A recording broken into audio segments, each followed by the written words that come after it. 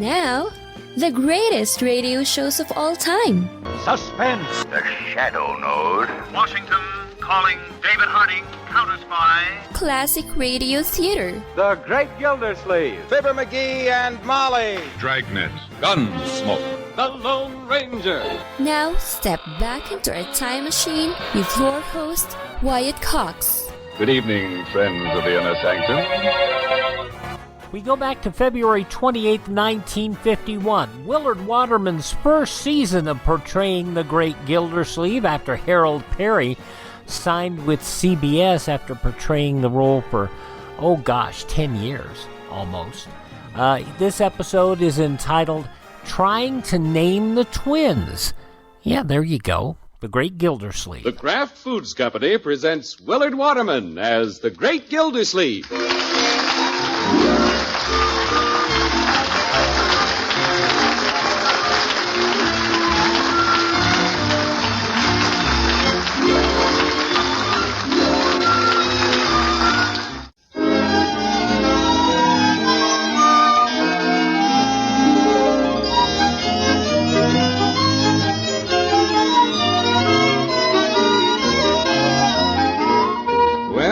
Last week, the Great Gildersleeve's niece, Marjorie, became the mother of twins. Yep, a boy and a girl. Of course, Marjorie and the twins are still in the hospital, but Leroy, Bertie, and the proud water commissioner are happily discussing the wonderful new family. Yeah, I can't get over it, Bertie. Twins. Yes, sir. Yeah, I can't wait for them to come home. They'll do a lot for this house. They've done a lot for me already. Yeah, what's this, Leroy? I've been elected president of my class. You have? Ain't that nice? Yeah. The kids all look up to me because I'm the uncle of twins. No other kid in school can make that statement. Yeah.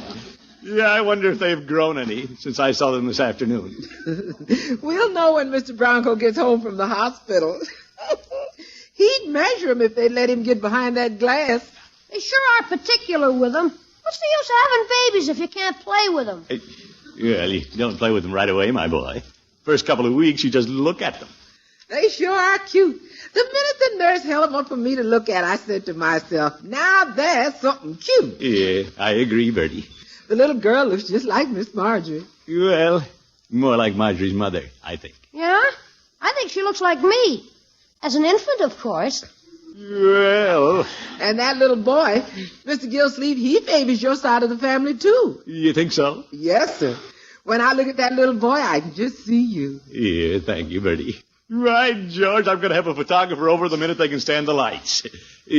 Bertie. Yes, sir? What is there about the little boy that reminds you of me? Well, for one thing, he's got your nose. I think his nose is more like mine. Leroy, both babies can't look like you. Why not? They're twins. But the boy resembles me. Bertie isn't the first one who noticed it. I noticed it myself. I know how we can settle it, Unc.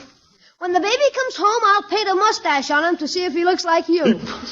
Leroy, you will not. Only kidding. That boy. Well, Bronco's home. Oh, hello, folks. Hi. Hello, Bronco.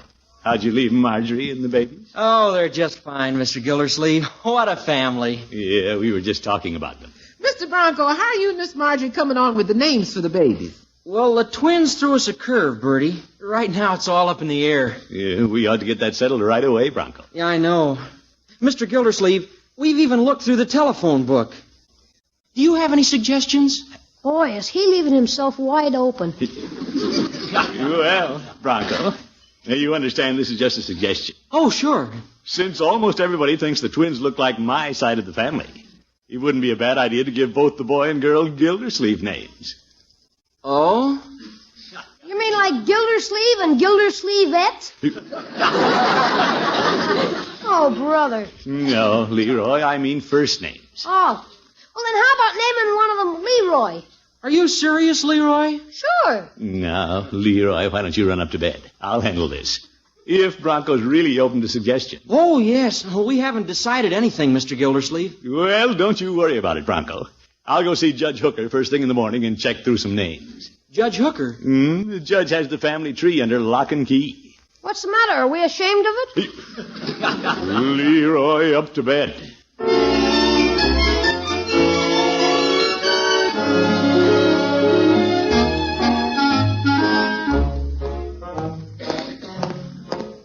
By George, I like good old family names. Yeah, I'll get Judge Hooker to look through the records. He knows more about the family than anybody, being Marjorie's godfather. Yeah, I hope he's in. Oh, what a beautiful morning. Everything's going my way. Yeah, he's in. Good morning, Horace. Oh, and a beautiful day to you, Gildy. What brings you to my legal lair this fine morning? Judge, I want you to get out our family tree. Why, Gildy? Can't you remember which branch you're swinging from? Yeah, all right, Horace, all right. I'm looking for suitable family names for Marjorie's twins. A splendid idea. I have all the family records in the safe. Now, let me see if I can remember the combination. Yeah, don't you have it written down someplace? No. I have a way of remembering. I start turning left. 1 for the money. 9 for the show. 6 to make ready. Then open the door. Oh, my goodness. Sounds like inner sanctum. Let me see now. I should be able to put my hand right on it. Ooh, what a safe. I wouldn't put my hand in there for love nor money.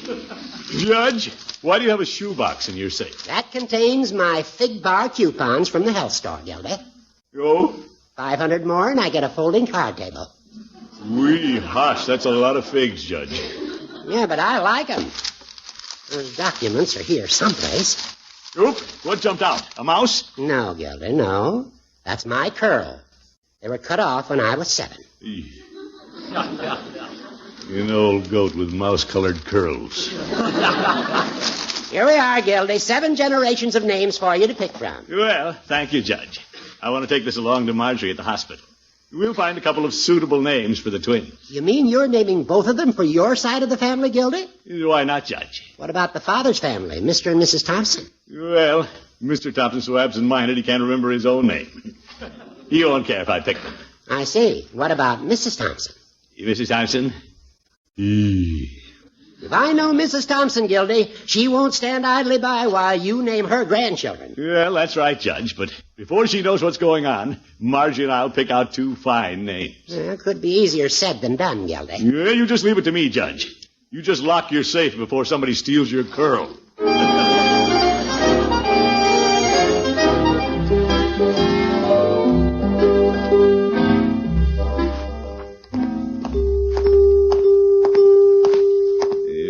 George, this is a fine maternity ward. Nice and sunny. Hello, Miss Faulkner. All the nurses know me now. It's 302. This is Marjorie's room. Glad I thought to bring those snapdragons. Marjorie, it's your old uncle. Oh, come in, Uncle Mort. Yeah, thank you. Well, sitting up. You look lovely, my dear. Oh, I feel wonderful. I'm so anxious to take the babies home. Well, we're anxious to have you home. How are the twins? Oh, they're fine. Great. Oh, almost forgot. Snapdragons. Oh, thank you, Unky. They're lovely. You have a little vase I can put them in? Well, I'll have the nurse attend to it later. Just put them over there with the others. The others? Mrs. Thompson brought the basket of American beauties. She did?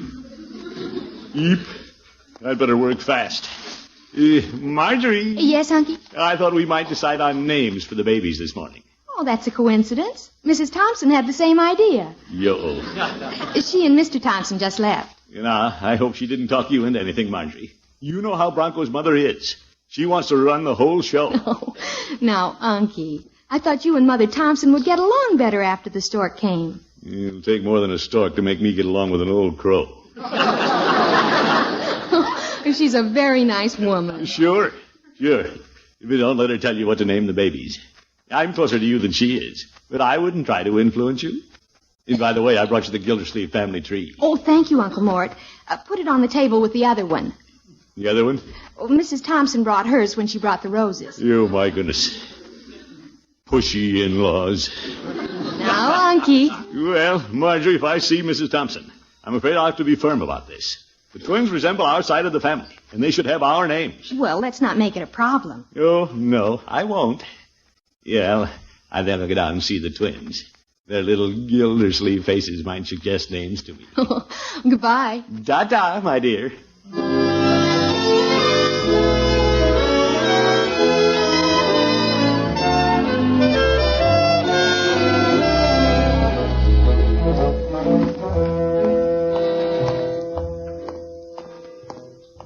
Gildersleeve, you're smooth.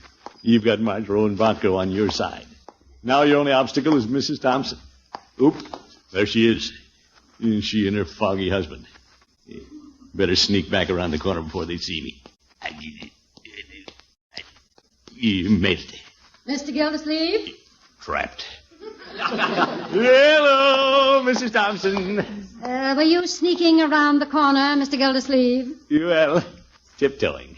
You're supposed to be quiet in the hospital, you know. Hello, Mr. Thompson. Hello. Who is this fellow, Martha? Why, Edward, it's Mr. Gildersleeve, Marjorie's uncle. Oh, I remember now. What a memory. Gildersleeve, how is Marjorie? Edward, we just left Marjorie. She's fine. Oh, yes. Gildersleeve, Marjorie's going to have a baby. Good heavens. Mr. Thompson, in case you haven't heard. We're waiting to see some babies now. They hold them up on the other side of this glass. Yeah, I know, Mr. Thompson. Oh, here comes the nurse with the babies now. Yeah. Oh, look at the little darlings. Oh, aren't they cunning? Cute. Two of them.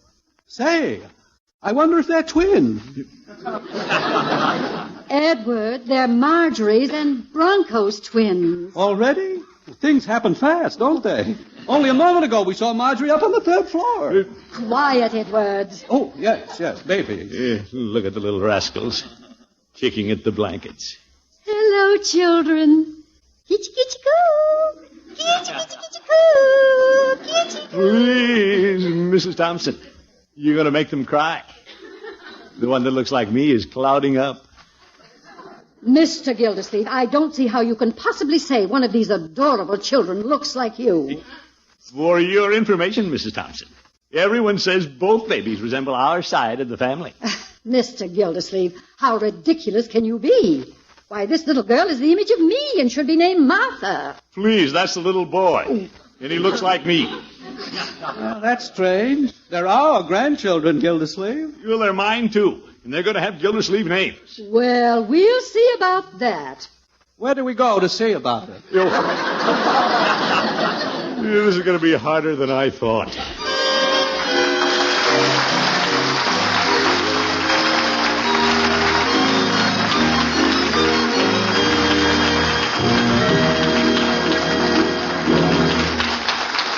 The Great Gildersleeve returns in a moment. February 28, 1951, Willard Waterman is the Great Gildersleeve on Classic Radio Theater. Let's see, if something costs less, but people are happier with it, that sounds like something to look into, and that's MediShare. Maybe you've heard switching to MediShare to pay for healthcare can save the typical family $500 a month, and that's huge, but it's also true that people are way more satisfied after making the switch, too. The customer satisfaction rate for MediShare is double that of the typical health insurance plan. Double.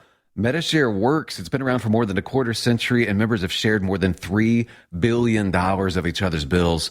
People love having telehealth and a huge nationwide PPO network. So, yeah, you can save a ton and like it better. Imagine being happy with how you're taking care of your health care. So if you're self-employed or part of the gig economy, or you just want a plan you're happy with, you can call right now and get a price within 2 minutes. A very, very smart use of 2 minutes. Here's the number you need. 833-34-BIBLE. That's 833-34-BIBLE. 833-34-BIBLE. Now on Classic Radio Theater with Wyatt Cox, let's get back to Summerfield and more of what the goings-on with the Water Commissioner. Willard Waterman is the Great Gildersleeve. February 28, 1951.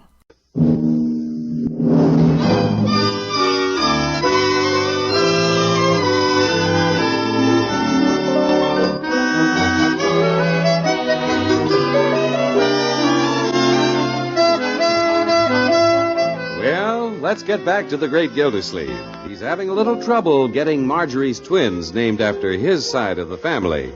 Bronco's mother, Mrs. Thompson, has some pretty definite ideas on the subject, too. And when an irresistible force like the water commissioner meets an immovable object like Mrs. Thompson, something has to give. Right, George, I won't give an inch. Hello, Peavy. Well, hello, Mr. Gildersleeve. What can I do for you today? I don't know. Coke? Cigars?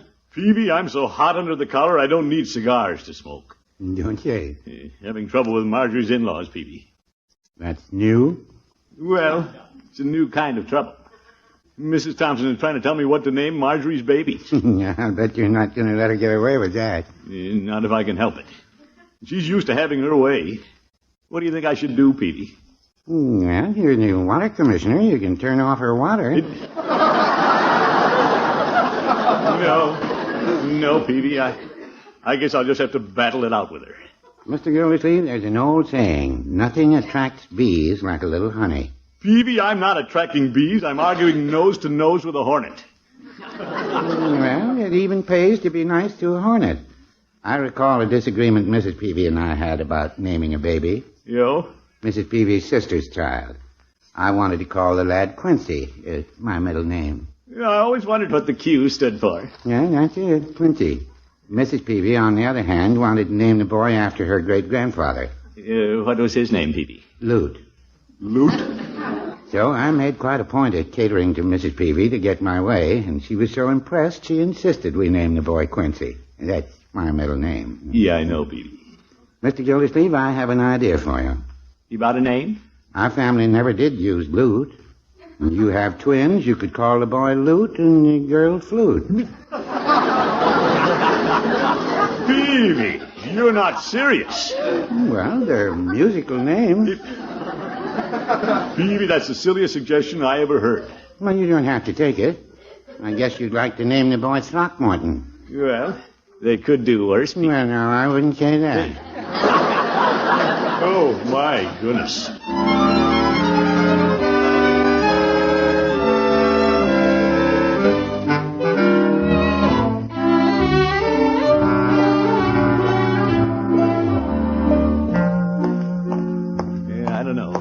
Peavy's a pretty shrewd campaigner. Yeah, I think I'll take his advice and play up to Mrs. Thompson. I might even invite her over for dinner. Hi, Unc. Hello, Leroy. Want to pass the football? No, not now, my boy. I want to phone Mrs. Thompson. You want to phone Mrs. Thompson? Of course, Leroy. I want her to come to dinner. You want her to come to dinner? Yes. It's been much too long since Mr. and Mrs. Thompson have been to our house for a pleasant evening. That's a pleasant evening? Leroy, go outside and kick your football. I want to hear you invite Mrs. Thompson. Leroy. I'm going. What a character. And a shrewd character, too. I'll get her over here, hand out a little fried chicken and flattery, and win her over. You got to know how to handle women.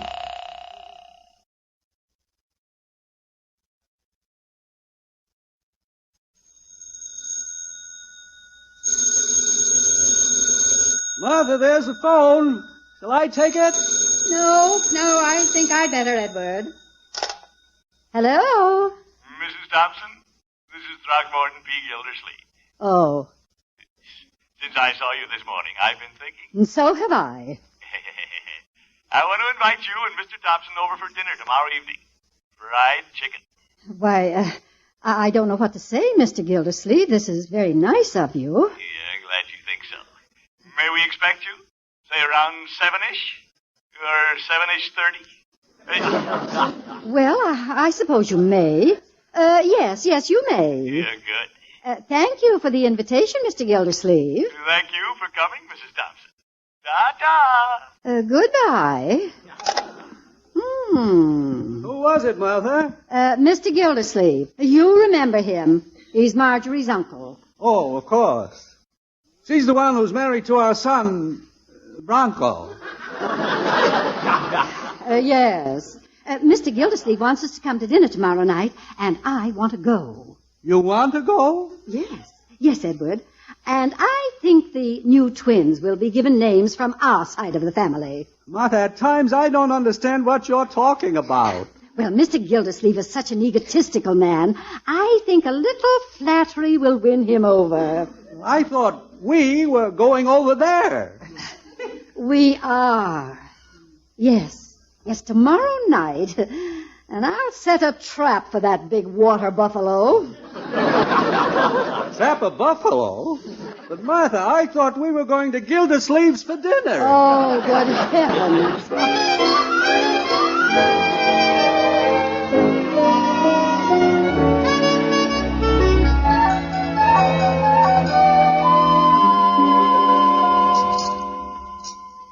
The table looks nice tonight, Bertie.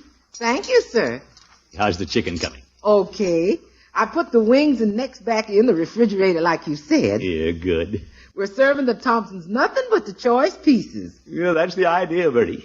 Mr. Gildersleeve, why are the Thompsons getting all the choice pieces? Well, I've decided we ought to be more congenial now that the twins are here. Yes, sir. And they still haven't been named, you know. No, sir.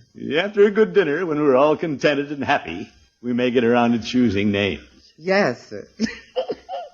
Pretty hard to bite the hand that just fed you. No, Bertie. Sure, no influence. February 28, 1951, Willard Waterman is the Great Gildersleeve on Classic Radio Theater with Wyatt Cox. No offense, but are you a little fat when you look in the mirror? How would you like to learn the secrets to lose 3 to 5 pounds a week easily without joining the gym or going through any crazy diets? It's called Body Sculpt by Med Diet. For the last 2 decades, we've been helping people just like you that have pounds they want to shed. We've helped millions of people lose thousands and thousands of pounds over the years. And now it's your turn. Learn the secrets of how to lose weight with one simple phone call. You'll see an amazing difference in a matter of days. Don't believe us? We'll offer you a money-back guarantee. If you're ready to start losing weight right now, call right now to learn more about your risk-free order to Body Sculpt. Call for your risk-free offer. 800-738-5332. 800-738-5332. 800-738-5332. That's 800-738-5332. Are you in bad pain? You know what I mean. Your knees hurt. Your shoulder hurts. Your elbow and back are constantly killing you. And I'm sure you've tried every pain pill or cream available at the drugstore. Am I right? Well, here's something you haven't tried. Pain Magic. Pain Magic is not available at any drugstore. The only place you can get it is by calling the special toll-free number I'm about to give you. And to make things even better, call right now and find out about our buy one, get one free offer. We're so confident it'll work for you that we offer a free bottle with your purchase. No prescription required. Call now to learn how you can get Pain Magic and get rid of your pain. Remember, your results may vary. 800-492-8164. 800-492-8164. 800-492-8164. That's 800-492-8164. Our U.S. Constitution is amazing. It's full of what's called negative rights, designed to protect us from the corrupt powers of a dictatorship. Like our right to worship our own God, not some official state religion. Our right to prevent the government from seizing our property without paying fair market value for it. Or our right to be tried by a jury of our peers, people like us, not by some star tribunal. And that's why America has become the richest, most just society in the world. Other countries force so-called positive rights onto their citizens. These enable one group to take from another group their free speech, money, and choice by using government force. Socialists love wielding this power over people. Sometimes we take our freedoms for granted, but we can lose our Bill of Rights and our Constitution and become like Venezuela or North Korea, failed, brutal socialist regimes. We need your help to spread the good news about our amazing U.S. Constitution. Help us take back America. Go to ouramericanrights.com. Brought to you by the American Media Council.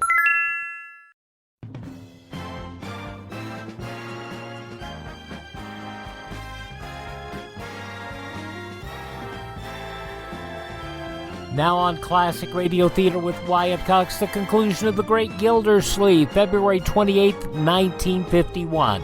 I'm not trying to influence anybody unduly. No, sir. It's not up to me to name Marjorie's twins. No, sir. It isn't up to Mrs. Thompson either. No, sir. Of course, I have ideas about it. Yes, sir. And so does Mrs. Thompson. Yes, sir. So, we'll see if we can't get together after dinner. Yes, sir. And it's pretty hard to bite the hand that just fed you. Yes, yes. Yeah, I wonder if Mrs. Thompson's as smart as Bertie. Hello, Mr. Gildersleeve. Good evening, Bronco. What's in the box on the piano? Oh, that's a corsage. I thought I'd pin it on your mother when she comes over. You bought a corsage for Mother? Uh-huh. Mr. Gildersleeve, do you feel all right? Never better. Bronco, after dinner, do you think we could ask your mother to play the piano and sing? Yeah, sure. Yeah, I want Mrs. Thompson to enjoy the evening. Mr. Thompson, too. Oh, there they are. Better slip on my coat and welcome them. Hey, where's Leroy? He's up putting on a tie like you told him. Oh, yes. Coming! Good evening, Mr. Gildersleeve. Well, Mr. and Mrs. Thompson, come right in. Hello, Gildersleeve. Bronco, your parents are here. Oh, hello, Mother. Dad. Hello. Here, Bronco. Mother, let me How are take you? your coat. No, Bronco, you take your father's coat. I'll help Mrs. Thompson out of hers. Well, thank you, Mr. Gildersleeve. You're always such a gentleman. Yeah, thank you. And I have something here for a very lovely lady. Oh, Mr. Gildersleeve. Yep, a corsage. Oh, it's beautiful. Well, beauty deserves the beautiful, I always say. Oh, Mr. Gildersleeve. I'm in. Oh, I have something for you, too. Oh? Edward, give dear Mr. Gildersleeve my cigars. Oh, yes. Gildersleeve, a box of cigars. Smokes for the smoker. Thank you. I wonder if they're loaded. Well, let's everybody sit down. Yes, Mother Thompson. You sit here with me. Thank you. Well, it certainly is nice to see the two families together. Yes, isn't it? When are we going to argue about naming the baby?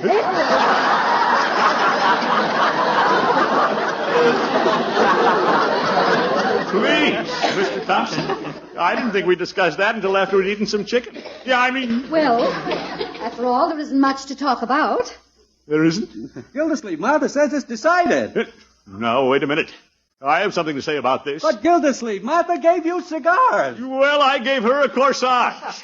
Mr. Gildersleeve, if you're trying to bribe me, you can have the corsage back. Bribe you? Me? No, Mrs. Thompson. You didn't bring me a box of cigars because you're fond of me. No, I didn't. Yeah, you're just trying to get me to let you name the twins, that's all. I thought we weren't going to talk about names until after chicken. Edward, you stay out of this. Yes, Martha. Now, wait a minute, Mother. You stay out of it too, Bronco. Now, you listen to me, Mr. Gildersleeve. Yeah, I had the floor, Mrs. Thompson. I will not stay out of it. Bronco. I'm sorry, Mother, but I've stood by as long as I can. Whose twins are these, anyway? Here's twins, well... Marge and I know you both mean well, and we've looked over both family trees. Oh? What did you think of them? Some very funny names. Now Marge and I are taking over. We've given a lot of thought to naming our babies, and we've got news for you. You have? What are you going to name them, Bronco? We don't know. Oh, my goodness. But we'll make the final decisions, and thank you very much. Well, yeah, I guess you were right, Bronco. Yes, perhaps we were meddling, son.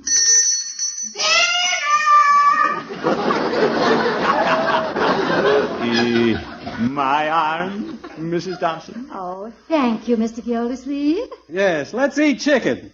Then we can argue about naming the baby. We will not.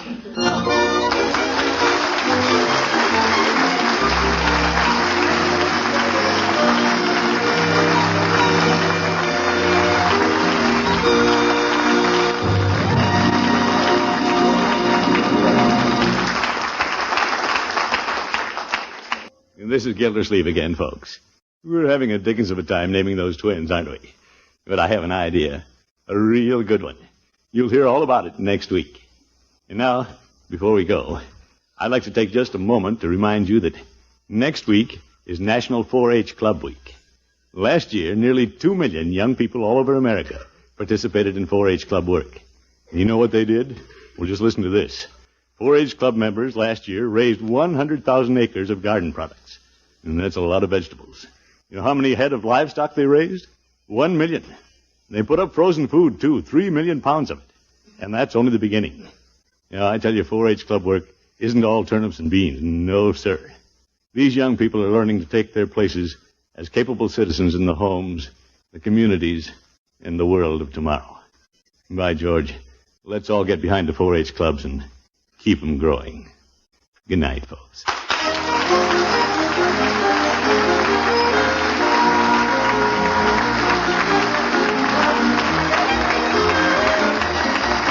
The Great Gildersleeve is played by Willard Waterman. The show is written by Paul West, John Elliott, and Andy White, with music by Robert Armbruster. Included in the cast are Walter Tetley, Mary Lee Robb, Lillian Randolph, Dick Crenna, Herb Butterfield, Isabel Randolph, Earl Ross, and Dick LeGrand. This is John Heaston saying goodnight for the Kraft Foods Company, makers of those famous Kraft quality food products. I gotta agree with those thoughts about 4-H. Yep, if you eat, you're involved in agriculture. February 28, 1951, The Great Gildersleeve on Classic Radio Theater with Wyatt Cox. Are you suffering with arthritis or osteoporosis? Do you have diabetes? Did you know that these are just 2 of the hundreds of diseases that have seen improvement with Dr. Wallach's incredible longevity products? You can't get them at a health food store. The only way to get them is to call us at 800-214-0065.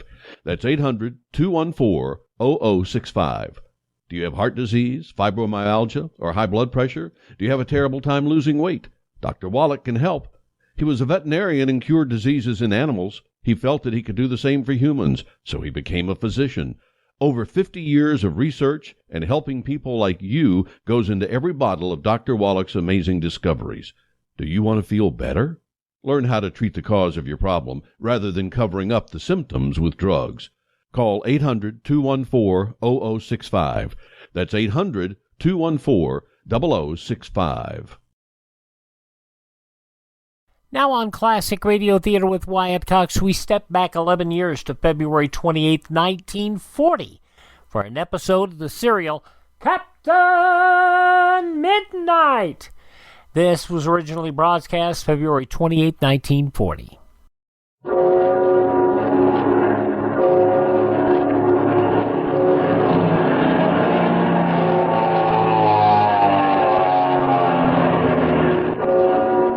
Skelly Oil Company presents Captain Midnight.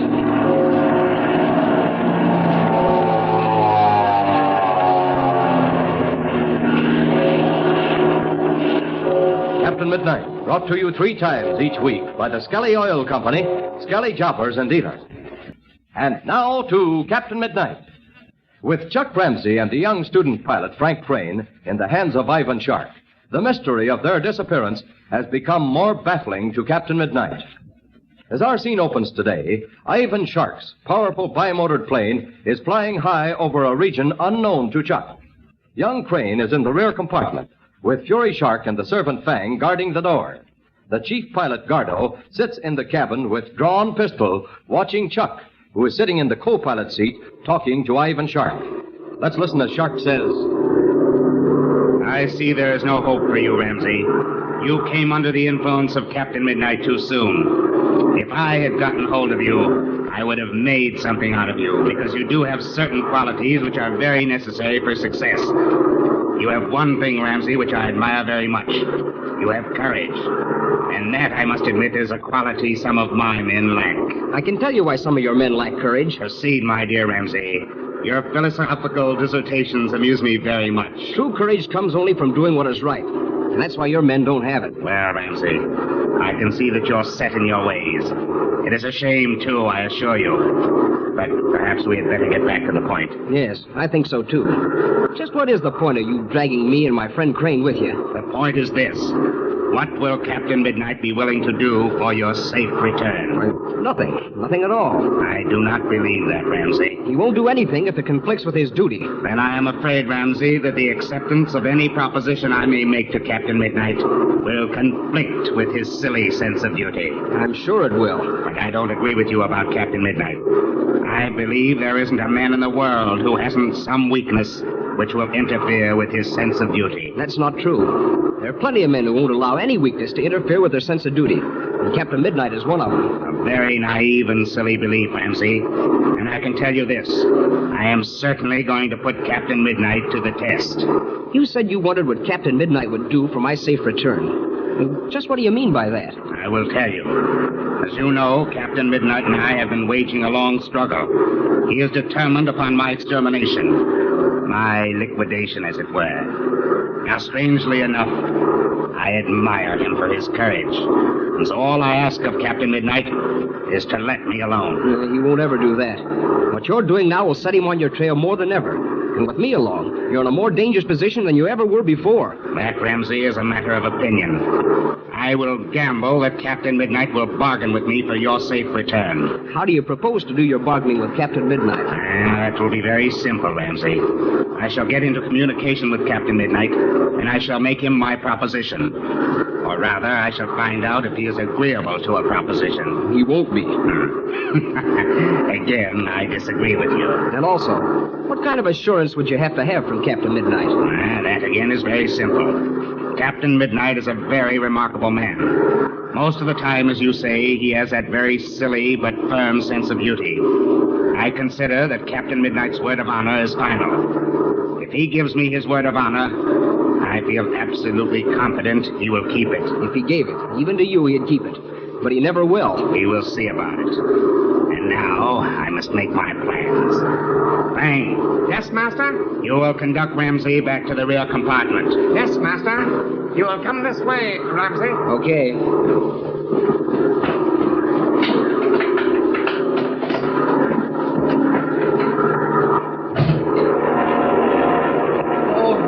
I'm glad you're back, Chuck. What happened?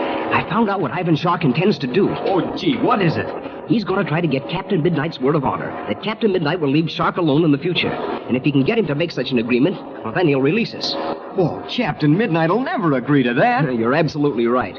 Captain Midnight won't bargain with Shark. Well, maybe some way or other we can help Captain Midnight find us. That's just what I was thinking. I know Captain Midnight well enough to know that he'd never make the kind of a bargain that Ivan Shark wants. But I know this also, that Captain Midnight will keep stalling him off as long as possible so he can attempt to locate us in the meantime. Why, sure, that's exactly what he'll do. But gosh, Chuck, what can we do to help him? Gee, I don't know yet, Frank. I haven't had time to think it over. But I do know we've got to find some way to get a message to Captain Midnight. Well, of course. Well, even if we could do that, we wouldn't know what to tell him. No, we wouldn't. At least not yet. But I can tell you this. Ivan Shark is flying somewhere, probably to some hideout, and he's going to keep us there while he tries to bargain with Captain Midnight. Oh, gee, if we only knew where he was taking us. Our only chance to find that out is to know where we are during the rest of the flight. And I have a pretty good idea, I can tell you that. Gosh, I forgot you were up in the cockpit, weren't you? I'll say I was. I sat right up in the co-pilot seat, and that's where Ivan Shark and I had our talk. And he let you sit there and look out all you wanted to? Sure he did. And I used my eyes plenty, I can tell you that. But he noticed it and laughed at me. He said to go ahead and look all I wanted to, but it wouldn't do me any good. Well, that probably means we're flying over a strange country you've never seen. Yeah, maybe so. But he let one thing slip. He said to look all I wanted, that it wouldn't do me any good. Not yet. Not yet? He said that? Yes. So I figured that we must be approaching country that I'm acquainted with. Well, how about the direction? You were in the cockpit. You must have seen... Yes, I saw the compass, if that's what you mean. And all the other instruments, too. Well, we thought we were flying northwest. How about it, Chuck? We weren't very far off, I can tell you that. As a matter of fact, we're flying at 325 degrees. 325 degrees? Well, we're only 10 degrees off. Yes, and from looking at the ground below, I'm more than ever convinced that we're flying over the Rocky Mountains. In fact, we must be approaching the Black Gulch country. That's why Ivan Shark said I wouldn't see anything to help me. Not yet. Hey, do you really suppose he's going to land at that old hideout of his? The one you told me about? No, I just can't make myself believe so, Frank. Shark may land there to refuel, but I don't believe he'll stay there. He knows that Captain Midnight and I both know that country very well. I believe he'll go on to some other region with which we're not familiar. Now, if he leaves the Rocky Mountain country and flies east, he comes to the level plain section of the Middle West. Well, I don't believe he'd do that. Too many people would see the ship. No, I think that's out. Well, then the only section that remains is further on north. Oh, gosh, Chuck, let's see. That'd probably mean up somewhere in Wyoming or Idaho or Montana. You're right. But I'm not sure at all that Shock would stop there. In fact, I'm more inclined to think that, well, I believe that he's going to try to get out of the United States. Oh, gosh, Chuck. Oh, the next place would be Canada. Yes, Frank, you're right. Canada. And I wouldn't be a bit surprised if that's where he's headed. Oh, but gosh, Chuck, Canada's an awfully big place, and it's not very well populated either. Well, I've heard there's sections up there where there isn't one human being in thousands of square miles. Now, that's true enough, all right. Oh, but come on now. Keep your chin up, Frank. We've got to think of ways that'll help us, not things that are going to discourage us. But there's another thing, Chuck. Something we haven't thought about. What'll Captain Midnight be doing? You know, Frank, that same thought was just running through my mind. I'm wondering how long it'll take Captain Midnight to find out we've fallen into Ivan Shark's hands. Oh, gosh. I'm afraid it'll be pretty tough for him. You and I just disappeared from Ridgeville Airport, and gosh, we didn't tell anyone where we were going. Oh, gee, you're right. Hey, but wait a second. That's not true at all. Mr. Hilton, don't you remember? Oh, gee, Chuck, that's right. But maybe it'll be a long time before he goes into Ridgeville. No, I don't think so, Frank. Mr. Hilton is making Ridgeville his headquarters. Oh, hey, listen, Chuck. Listen to that. Shark's throttled his engines. We're going down to land. But where in the world can we be?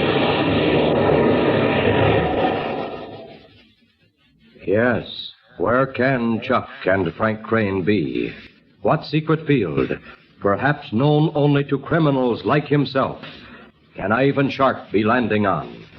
And in the meantime, what is Captain Midnight doing? Tune in to Captain Midnight. Now remember, tonight's the night to get your big three-color airline map of the United States at your Skelly service station. A big 11 by 17-inch wall map showing the routes flown by every major airline in the United States, with pictures and descriptions of the transport planes most widely used. And it's absolutely free to members of Captain Midnight's 1940 Flight Patrol.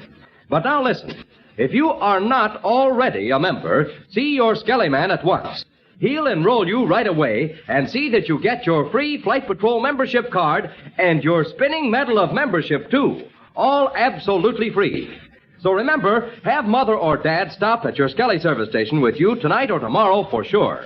Whether you join up right now or whether you're already a member of the 1940 Flight Patrol, you can get your free Captain Midnight airline map tonight.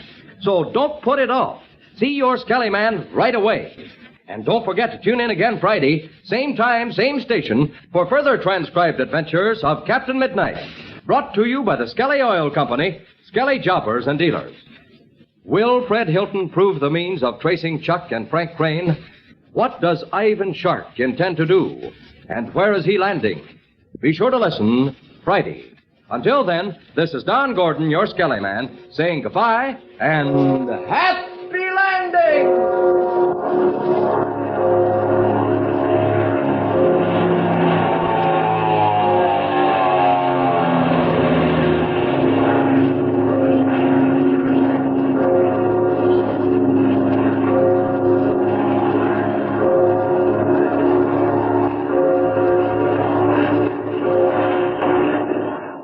By the way, since the Skelly Company went out of business in 1974, and by the way, they're not related to the company that's doing business as Skelly in Texas, but the Skelly Company went out of business in 1974. They were absorbed by Getty Oil. So I doubt that you're going to find any Skelly stations anywhere that are going to have those maps. But that's the sort of thing they did back in the 1940s to try to see who was listening to their radio shows. This is from February 28th, 1940, Captain Midnight, right here on Classic Radio Theater with Wyatt Cox. Would you do me a favor and visit my webpage, classicradio.stream? That's classicradio.stream, where you can stream our shows on demand, learn more about classic radio collecting. You can contact me there also, classicradio.stream. Our shows are always available anywhere podcasts are served, including iHeartRadio, Spotify, Spreaker, TuneIn, Apple Podcasts, Google Podcasts, or Overcast. Just search for Classic Radio Theater with Wyatt Cox. Classic Radio Theater with Wyatt Cox. Let me mention one more thing, and that is we ask you to thank this radio station and support their advertisers. It is their kindness and courtesy that allows us to be with you each and every time we roll around. So visit us here. Thank the radio station, drop them a card. It would mean a whole lot to them and mean a lot to me as well. That webpage again for us is classicradio.stream. All righty, we are out of time for this hour, but please thank this radio station and support their advertisers. And as I always tell you, tell all your friends the great radio shows are right here at this spot on your radio dial. Classic Radio Theater with Wyatt Cox right here each and every time we get together on your favorite radio station.